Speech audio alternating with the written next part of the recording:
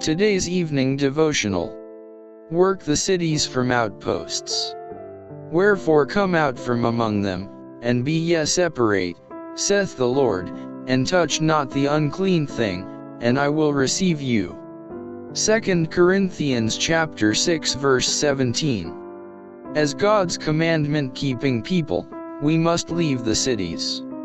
As did Enoch, we must work in the cities but not dwell in them. As far as possible, our institutions should be located away from the cities.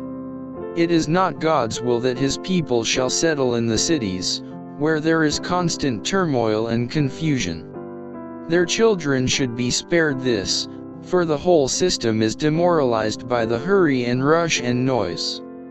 The Lord desires His people to move into the country, where they can settle on the land, and raise their own fruit and vegetables, and where their children can be brought in direct contact with the works of God in nature.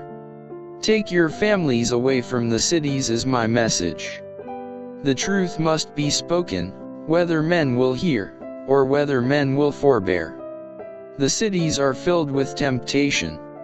We should plan our work in such a way as to keep our young people as far as possible from this contamination. The cities are to be worked from outposts. Said the messenger of God, shall not the cities be warned? Yes, not by God's people living in them, but by their visiting them, to warn them of what is coming upon the earth. When iniquity abounds in a nation, there is always to be heard some voice giving warning and instruction, as the voice of Lot was heard in Sodom.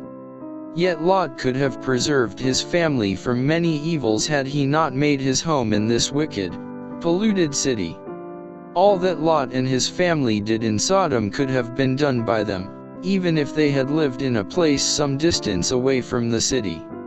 Enoch walked with God, and yet he did not live in the midst of any city polluted with every kind of violence and wickedness, as did Lot in Sodom. Enoch did not make his abode with the wicked. He placed himself and his family where the atmosphere would be as pure as possible. Then at times he went forth to the inhabitants of the world with his God-given message.